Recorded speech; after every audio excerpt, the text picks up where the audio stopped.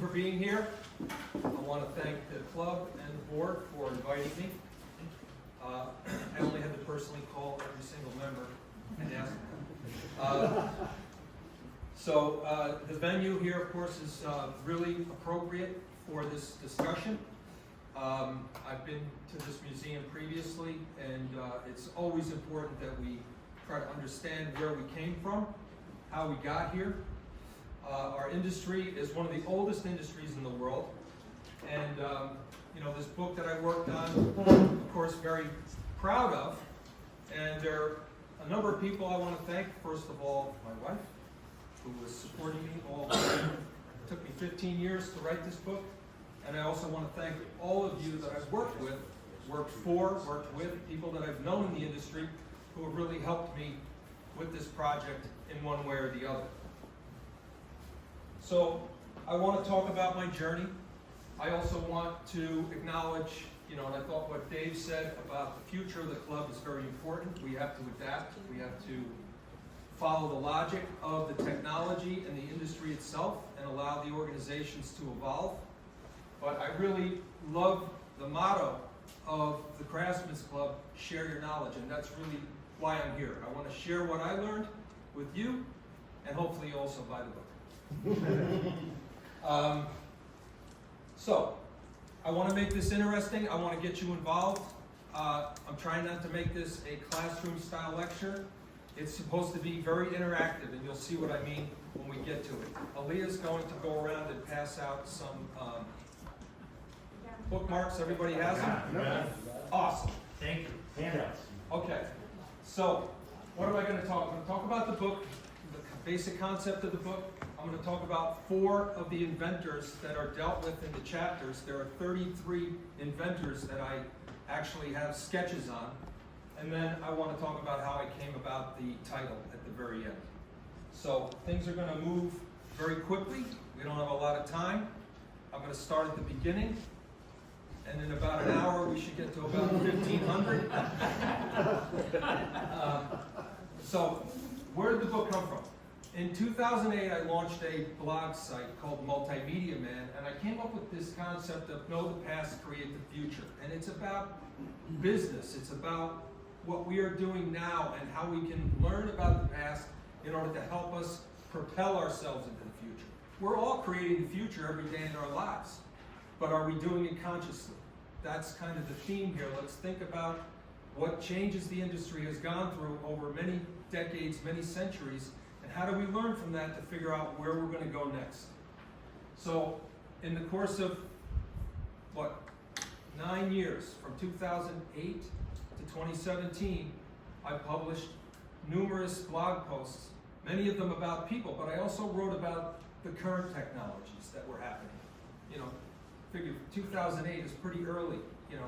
Facebook was only created in 2007. I think the iPhone came out in 2007.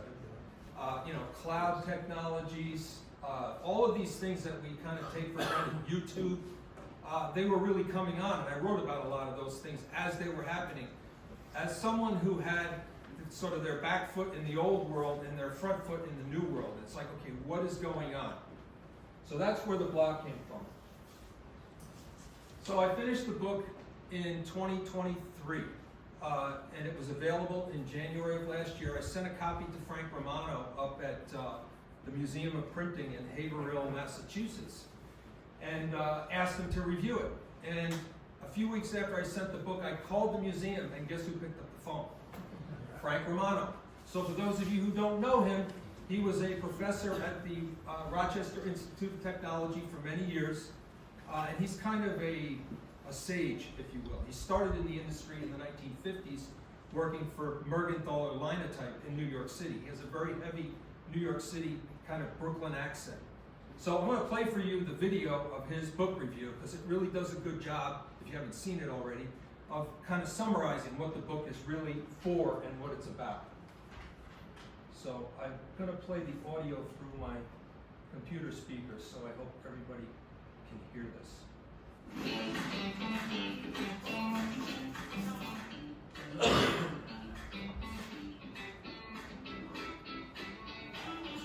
2 minutes. Hi, this is Frank Romano.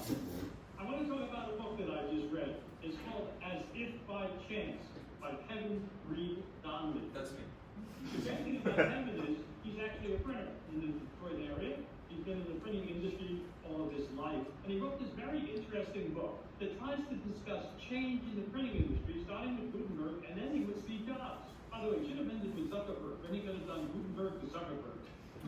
In any case, printers don't read a lot of books when you get right down to it. But I think you guys should consider this because it covers every major change in the technology, mentioning people that you probably never heard of, like Bob Howard. Robert Howard invented the dot matrix printer. Centronics was the name of the company. But then he went on to create a company called Howtech, and then a company called Presstech, which made the first printing press that made the plates on the press in conjunction with Heidelberg. So every chapter, and they're very short chapters, by the way. So you can leave this next to the bed, and then at night read a chapter. And by the way, you'll get so fixated, you'll say, I'm going to go to the next chapter and the next one. And so you can actually cover a lot of ground in one night. And again, cut off whenever you want, and then you can continue it the next night if you so desire. In any case, you'll be fascinated with these stories about change and how the printing industry dealt with that change over time. Because that's what we're doing now. We're dealing with change. The printing industry continues to change in every way possible, from our technology to our markets to every aspect of our being. And we have to deal with that. So I think this is a book that every printer should read, As If by Chance. I bought it on Amazon, by the way. You can get it the same way. I think some stores will have it, although as you all know, we all buy things online at this stage of the game. Kevin Reed Donley, As If by Chance. If you want to look at the printing industry and how it changed over the generations in a way that is entertaining and informative and will help to change your thinking about your business and where your business is going. Thank you, Frank. I couldn't have asked for a better review. I love Frank Romano. I have a number of his books that he signed for me. He's got my book, but I haven't signed. No, I did sign that book. All right. Okay. So now we're going to get to the fun part. Hopefully. So I'm going to now talk about 4 people, and I'm going to ask a question, and I'm looking for someone in the audience to raise their hand, and be recognized to answer the question about these inventors. And if you get the question right, you get a copy of the book. So the only rule I have is you have to raise your hand, you have to be recognized, and if you've already won a book, please let others have a chance. So our first inventor is kind of obvious, Johannes Gutenberg. He was the father of our industry, and as everyone knows, he got the ball rolling exactly 585 years ago. So in 15 years from now, it'll be 600 years. 2040 will be 600 years since printing was invented. So, and what he did was really transform all communication at the time, because prior to Gutenberg, anything that was in print, if you will, was done by hand, by the scribes, and things were copied. And there were people, and that's all they did. And if you read about the scribes, you'll learn that they were pretty miserable people. Their bodies ached. They sat at the desk all day long writing. They weren't allowed to talk. They were monks. So, what precisely did Johannes Gutenberg invent? Who can answer that question? John. Movable type. Movable type. And the answer is, in Mainz, Germany, in 1440, he invented the handheld mold for metal typecasting and the mass production of mechanical movable type. So it's the mechanism that he used to create movable type that he actually invented. So, John? And I've already got your book, so. Oh, who else raised their hand? There you go, Don. Did he have it right? Yeah. He's a teacher, he should have it right.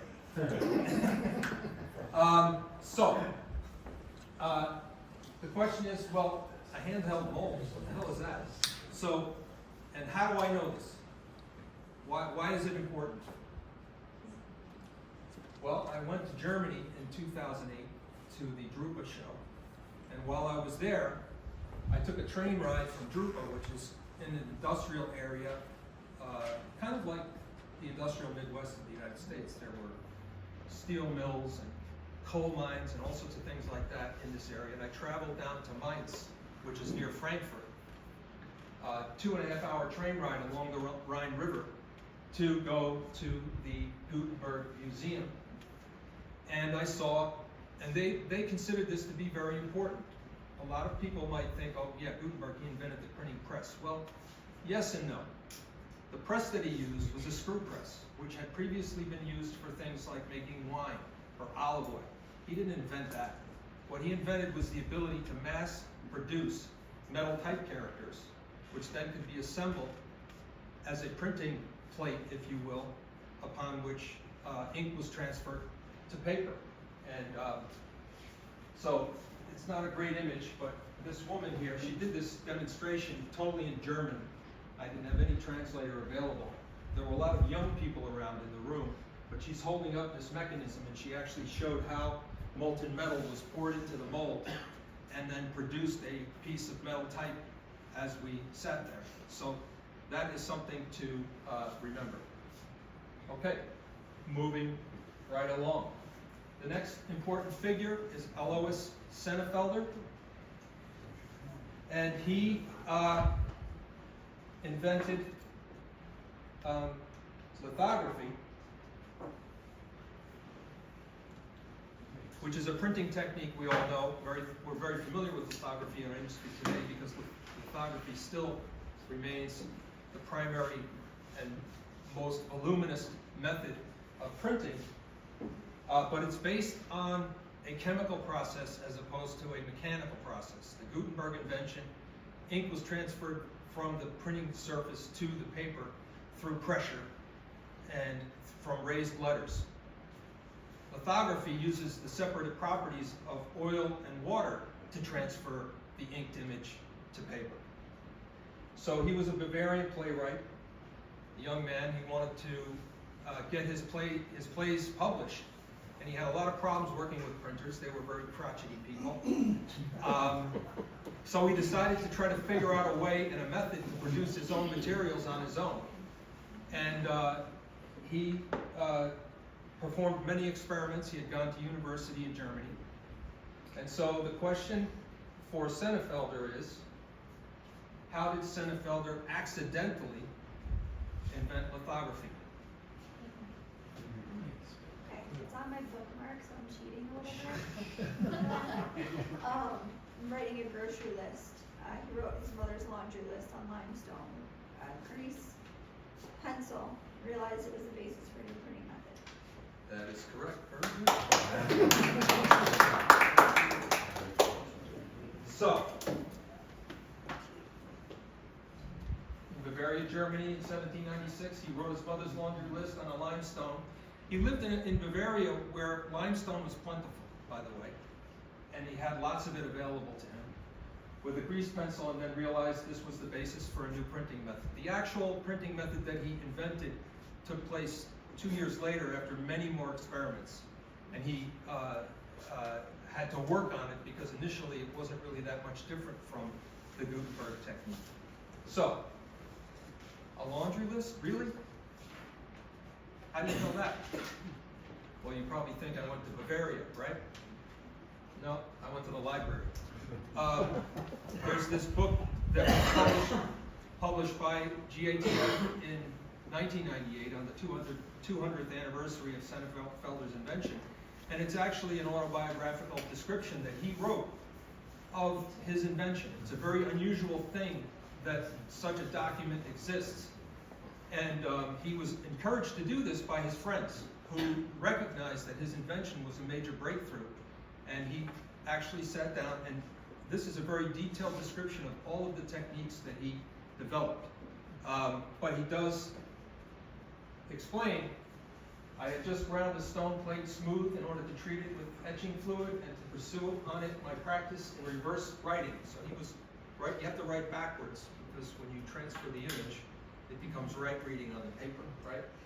When my mother asked me to write a laundry list for her, without bothering to look for writing materials, I wrote the list hastily on a clean stone. I became curious to see what would happen with writing made of thus of prepared ink. a new accidental discovery. So, was it really an accident? That's the question. He was experimenting. He was trying to invent something, but he accidentally invented it. Did he really invent it accidentally? That's the question. Okay, moving right along. 100 years later, Ira Washington Rubel. He invented the offset method of printing. And with lithography, offset lithography became, by the middle of the 20th century, the dominant printing method in the world. And it still dominates today, although digital technologies are rapidly catching up. I think I read recently that offset is about 50 to 60% of all printing today. And not that long ago, it was more like 80%. Yeah. So, let me get to my notes here. He was from Chicago originally. He formed a business with his three brothers. They first operated out of Chicago, then they moved to New York and opened a paper mill across the river in New Jersey, where he began his experiments. And it was at this facility in Nutley, New Jersey, that the offset technique was invented. So, why is Ira Rubel known for making a mistake? Somebody there must know. What was his mistake? No, you can't. It's qualified. Yes? A misfeed on his rotary press yielded a superior image from the rubber impression cylinder so that printed directly from the lithographic stone. Yes. So we put it So the, well, it was reversed. Yeah. Using silicone. That's how we taught a lot of people. so he was operating a lithographic press, and it has, You're supposed to stop it and clean it if that happened, and he didn't. right. He didn't clean the ink off the impression cylinder, and he ran another sheet of paper through, and he found that the image on the rubber cylinder was printing better than the image printing directly from the lithographic plate. And that's how offset printing was invented. Right? In Nutley, New Jersey in 1904, a misfeed on his rotary press yielded a superior image. What was your name again? I'm sorry? Linnea. Linnea, as Linnea read from her bookmark. The answer to the question. So, a misfeed? Really? How do you know that? Well, you probably think, I went to the library. No, I actually went to Nutley, New Jersey. And I went to the museum, Historical Museum of Nutley, New Jersey, and I asked them, I said, what information do you have on Ira Rubel and his extremely important, and I can't stress enough how important this invention was, his extremely important invention of offset printing. And they said, who? They had never heard of Ira Rubel, or offset printing, or his invention of offset printing. So it's a strange reality that Ira Rubel is a very little known figure in our industry. There's not been a lot written about him, but he is very important, and his fate was very sad. He could not get a patent for his invention. The U.S. Patent Office said that a similar technique was being used to print tin plate cans for what do you call it, sardines and such, with cardboard as the impression mechanism. So he created a syndicate in the United States, and he attempted to have an exclusive deal where these presses were going to be made and sold to specific companies in certain markets around the country, including one in Detroit called Calvert Lithography. And this museum actually has examples of Calvert Lithographing's work, but I don't believe they ever received the press because the whole syndicate fell apart, and Ira Rubel and his partners had a falling out, something all of you don't know anything about, having a falling out with your partners. He ended up going to England to try to sell his designs. He teamed up with a group of engineers in Manchester, and he was at a hotel in Manchester demoing his press when he had a stroke and died at the age of 48. As far as I know, his family never benefited from his invention.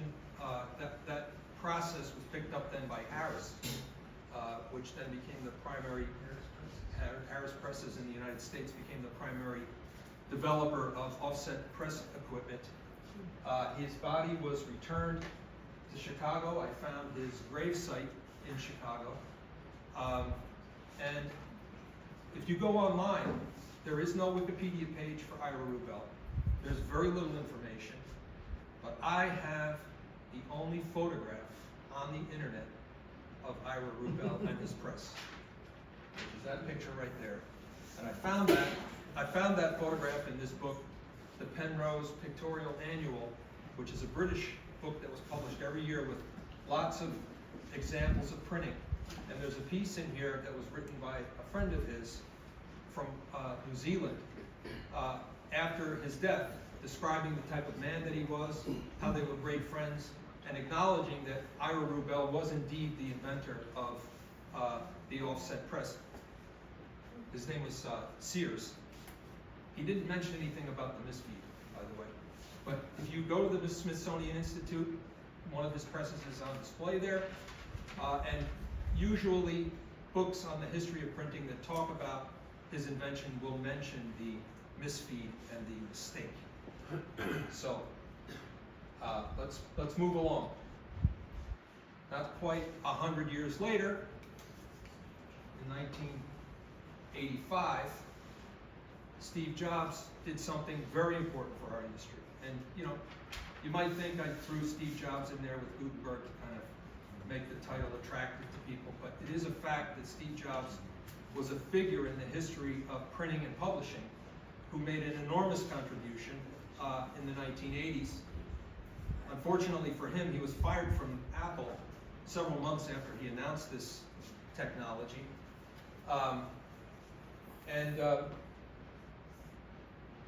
It's very important because it creates a bridge between the analog world and the digital world.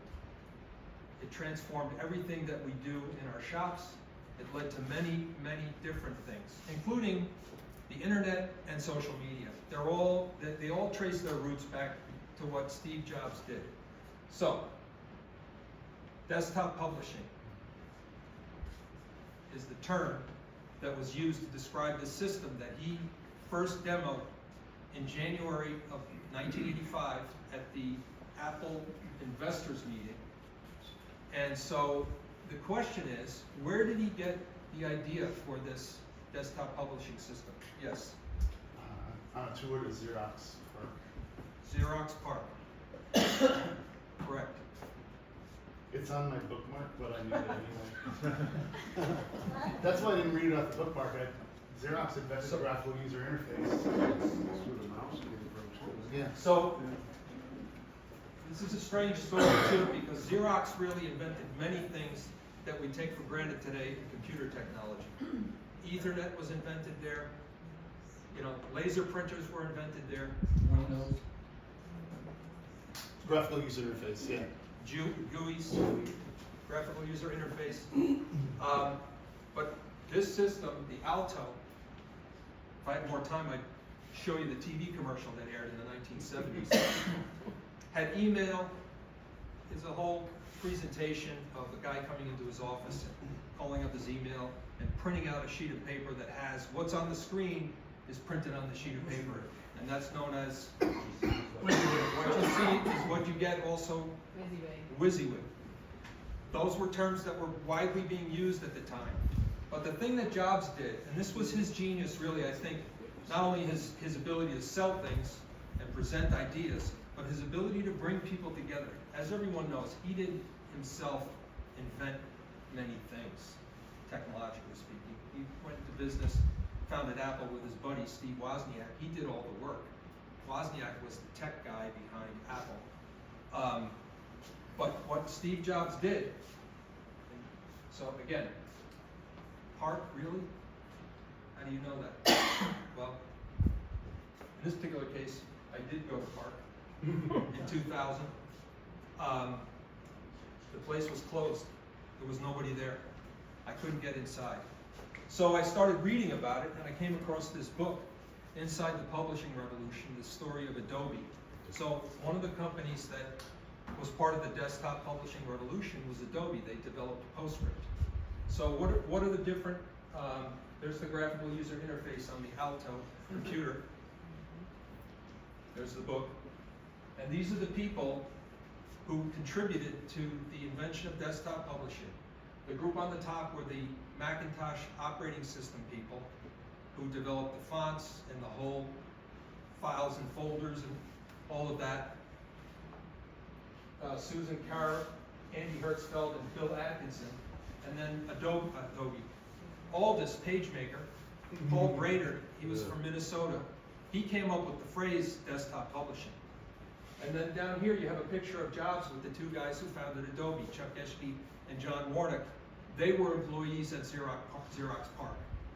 And then also the guy on the lower right, Gary Starkweather, he was a Xerox employee, and he came up with the Apple Laser Writer, along with the gentleman in the middle, Bloomberg, who was involved in that project. So Jobs was able to put all of these people together, go out on a stage in January of 1985, and demonstrate this technology in front of the investors. And they thanked him by firing him 3 months later. He actually left the company in September of 1985 when basically all of his authority and leadership was removed. And as the legend goes, he came back 12 years later in 1997 and saved the company from collapse and turned it into what it became with the iPhone and the iPad and all of that. So the point is, yes, Jobs is something of an icon in the computer history, but he also made a really important contribution to our industry, and that's really what I wanted to get across. All right, so how am I doing on time? Am I over? Right there. Okay, I'm going to wrap it up Yep. right here. Yep. So about the title. So I wrote all these chapters, and then I had to figure out how to introduce it, and I came up with an introduction which deals with the subject of accidental inventions, because it keeps coming up in the history of printing. Why? Is that a phenomenon? And that's where the title, As If by Chance, comes from. It's like, okay, all these really important things happen. These were critical stages and steps in the evolution of our industry. It's almost happening by itself, but it really isn't. That's why I raised the question, did he really invent it accidentally? He was working, but it came about in a bizarre way. That's the way progress takes place. Then I came up with this concept of disruptive continuity.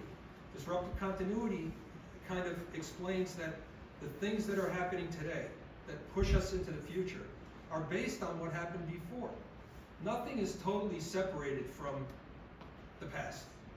It's a continuum, but it's also disruptive, as we know in our companies. Every time a new technology comes on board, we lose people, skills have to change, the customer base evolves, and we have to keep pace with all of these things. It's very demanding, and I've worked now for quite a few different companies, and I just have enormous respect for the owners, because they're the ones who have to deal every day with these sorts of issues. And I hope that what I've written in this book makes a contribution to their ability to deal with this reality that we live with. Just a last point. Elizabeth Eisenstein. She wasn't an inventor, she was an academic. She wrote this really important book, The Printing Press as an Agent of Change. And this idea of disruptive continuity partially comes from what she describes in her book. What did Gutenberg's invention really change? What did it do to society? It transformed many things. It was both a catalyst and also a result of the Renaissance. So we have to look at our industry in broader terms as part of this historical evolution. And I'm trying to put this technology in context with a lot of other things that happened. And Elizabeth Eisenstein, she was a professor at the University of Michigan. Unfortunately, I never had a chance to meet her. She died in 2016. There are videos online that you can watch of her speaking. It's a lot of research. Her books are packed with details, but it's very valuable the way she presents things And I have a quote from her in the introduction. So, her book, The Printing Press as an Agent of Change, Influenced Disruptive Continuity with its focus on the societal impacts of Gutenberg's invention. So, that is the conclusion to my talk, and I'll be available. I have extra copies of the books. I have both the hardbound and the soft cover available for those of you who didn't get one. What's that?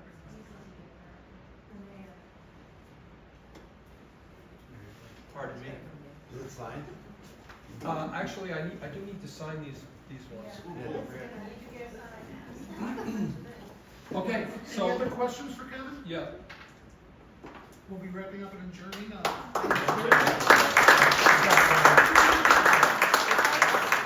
Questions? Are you gonna make it to McShane's? Yeah, I'll be at McShane's, and, talk to me.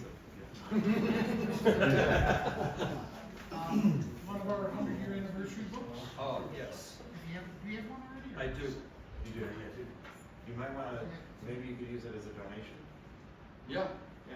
Oh, It's in the Library of Congress now. yeah. all right, thank you. So, he can answer more questions at McShane's. We're gonna have a quick adjournment.